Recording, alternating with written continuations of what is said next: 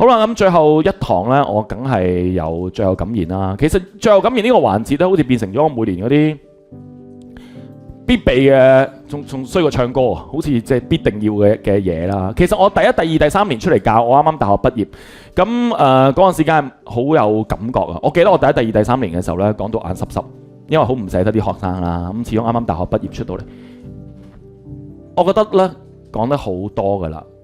咁今日可能嘥你哋少少時間，但我想大家喺執嘢之前咧，都聽我分享一啲個人嘅感受。我見你哋咧，尤其 live 嘅同學咧，就真係建築。其實你諗下，我哋同一個時間、同一個空間建築，大家大半年。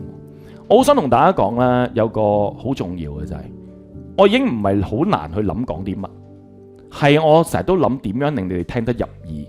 但我想你哋明白，喺人生往後嘅過程入邊咧，有一個人為你長氣、勞氣同為你打氣咧，係好難揾。人生往後嘅路咧，你一定係會經歷嘅就係你而家好多人，或者開始多人，但係最後就會變得好少，同埋得翻自己。你人生最大嘅命題要學習嘅，要同自己對話，要同自己溝通，同埋同自己相處。所以我知道我講好多嘢，大家可能聽完霎時間感動又好，記得又好，但係佢係好短暫。但我都要講，因為我覺得呢個係超出咗一個老師佢可能要做嘅嘢咯，即係落堂收工咪算數。但我覺得有啲同學會有啲得着嘅，所以我想同最後階段同大家講下啲我出嚟做嘢或者讀書到而家啲感悟同啟發。第一點，我想同大家講呢個世界呢，所有嘢呢就係讀書做嘢都係要將佢斬件，俾自己見到個方向同過程，你先會盡力。等於我同一班僆仔講話啊，前面呢有個水塘啊，我哋一齊去睇。我以前中學要行城門水塘，行咁多公里，你叫佢行，佢唔想行，行一陣就覺得攰，因為冇目的，中間又唔知有咩做，過程結果兩樣都冇，我唔想行落去，合理 make sense。我想你哋學今日開始，點解 Y 同你講筆記呢一度中間做啲咩？每日11點半嘅時候 brainstorm 作文大綱，我想大家學識一樣嘢，將你嘅目標列出嚟，遠嘅，但係中間仲要細分。每一步嘅里程碑喺邊度，你會有動力好多噶。你幻想翻頭先個故事，我叫你行城門水塘7公里、8公里，然後叫你行，淨係同你講終點有個水塘，中間冇期待、冇過程、冇里程碑、冇斬開一嚿嚿，你唔想行落去，你行4個鐘都行唔到，肯定。我肯定你行到一半已經放棄。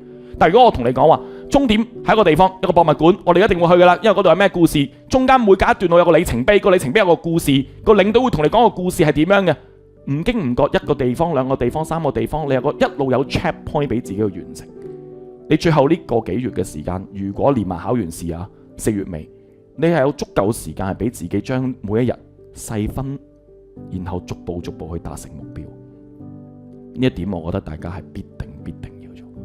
第二樣嘢，我想大家唔係淨係識得將嗰樣嘢斬件，我想大家有一點係要擺喺個心入邊，就係你一定要感恩自己犯錯。我想提，我想講，唔係你哋，你老師我都會犯錯，犯好多錯，一定會。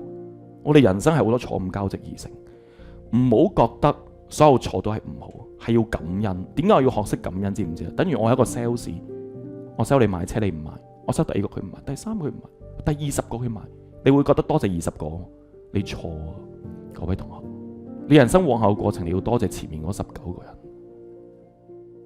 所以唔係最後嗰個人幫你造成咗一張單200蚊，你要諗係每一個人都令到你賺咗20蚊。你知道只要你揾，你敲門，你敲門，敲到第20次嗰就會得。咁前面嗰19次其實每個人都俾緊20蚊嚟噶，只係最後一個人達成呢件事嘅。對你每一個人生入邊，你一定錯過一啲題目，扣過一啲分，對一啲你身邊嘅人失望過，朋友中意嘅人。但嗰個都係成就而家嘅你，所以每一個錯誤我都分外感恩。我希望每一個同學都明白 DSE 同埋你往後嘅人生係容許錯，佢錯唔影響你完美，因為根本冇完美呢樣嘢。即管錯，你仲後生，17、18歲呢個階段你唔錯，人生仲有咩時候可以俾你咁狂熱、咁青春地錯過？第三，我哋除咗將啲嘢細分去做，我哋除咗接受自己犯錯，我覺得大家更加要學識係點樣堅持始終如一地做一件事。呢個我覺得係最難嘅。我見過人生好多人放棄，我見過好多人行唔到去終點。我好想同你哋每一個人講，當你每一刻想放棄嘅時候咧，你記住個終點，可能喺轉彎，可能係聽日，可能係5日後，但你記住 DSE 最好噶啦，因為我見到個目的地。你考到最後嗰科，4月尾又好，5月好，20號又好，佢有目的地啊嘛。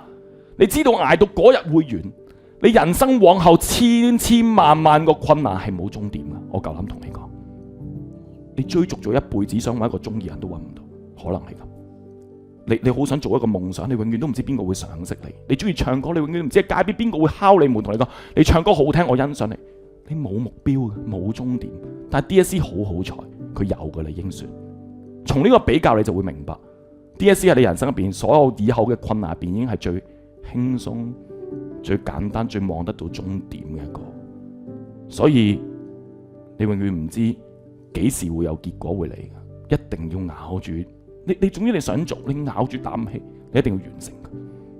因為你真係唔知幾時會有回報，真係突然間有人敲門，突然間個 message， 突然間個 email 同你講，我欣賞你，我賞識你，有機會俾你去試。你人生就因為咁行咗第二條路。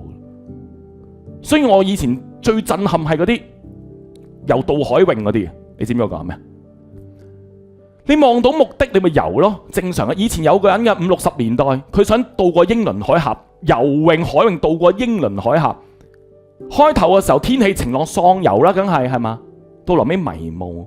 最難係呢個時候，知唔知點解？因為見唔到終點，佢覺得喺迷霧入邊啊嘛，佢咪喺度游，佢好辛苦，佢好想放棄，於是佢放棄。你知唔知佢放棄嗰刻係點？真人真事嚟，你可以上網睇翻。到佢放棄嗰下，救生艇救翻佢上嚟，佢話太攰啦，我放棄。你知唔知嗰個距離個岸邊係100尺？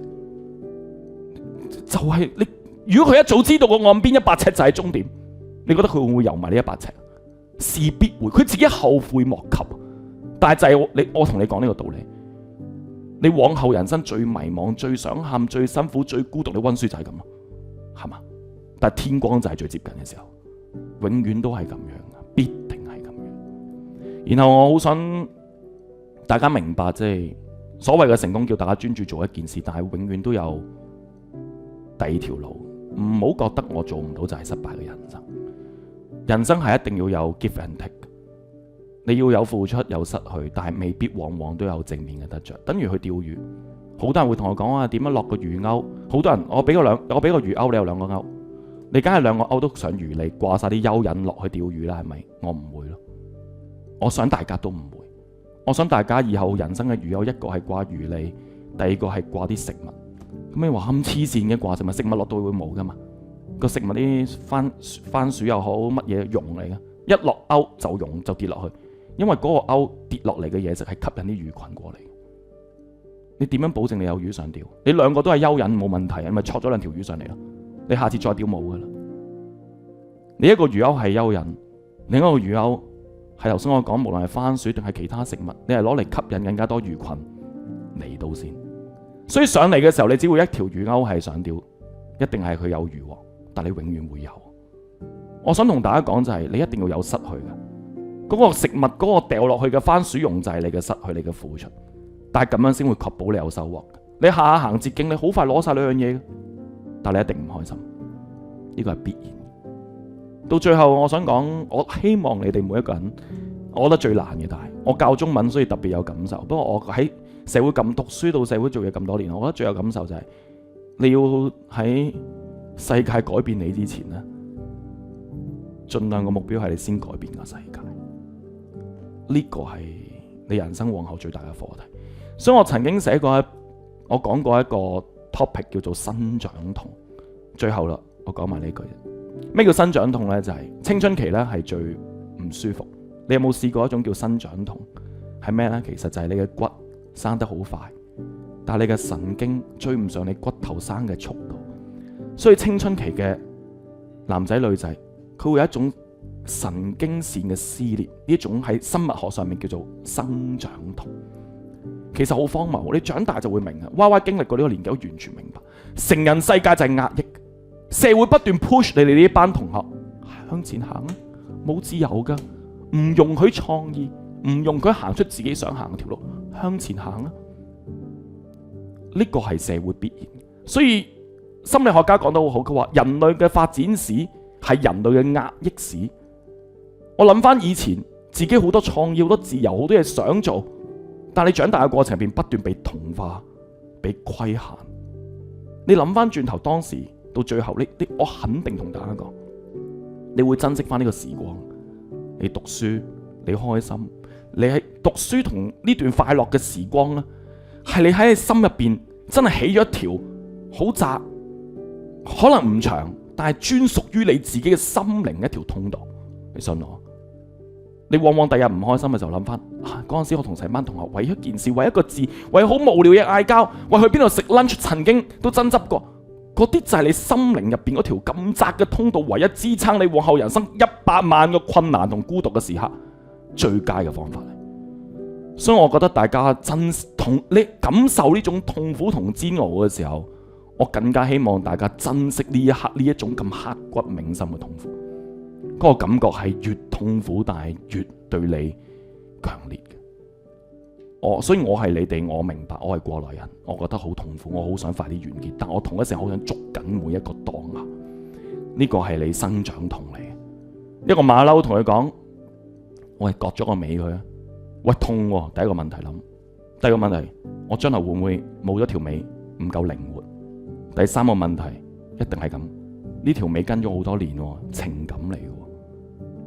但係馬騮唔做呢3個動作，佢唔諗呢3個問題，佢唔肯割咗個尾，永遠都唔會變成人嘅。你哋唔係猴子，你哋係人嚟嘅。所以我係想講，改變一定會經歷痛楚，改變一定有風險，改變一定有內心嘅唔捨得。等於馬騮諗過3個問題，但係你哋每一個都應該行出人生呢個 comfort zone，因為今日之後，我覺得你哋就係成人。你哋真係成人嚟㗎，即係我唔會再嗌住你哋仲係啲小朋友，你哋真係大個，喺往後人生入邊仲有好多好多挑戰同埋個難關。但我希望大家緊守頭先我講嘅嘢，當你面對困難嘅時候，將佢斬件完成。同一時間唔好怕犯錯，感恩人生每一個錯，每一個你遇得錯嘅人同埋事，都係成就今日嘅你。堅持始終如一地做一件事。而唔好覺得一定係一件事就係通往成功。人生有好多好多方法，到最後真係最難。你哋老師我都學緊呢個命題，就係俾世界改變之前，嘗試先去改變世界，影響少少人，影響少少事，咁就已經好難能可貴。咁我希望你哋曾經珍惜過呢個課堂嘅一切，或者覺得堂上面有一個知識我記得，有個亮點我成為我之所以好 enjoy 做老師，有個好重要原因，因為細個老師同我講話，因為我長大過程入邊有呢個人嘅 DNA， 佢教過嘅嘢我擺喺個心入邊。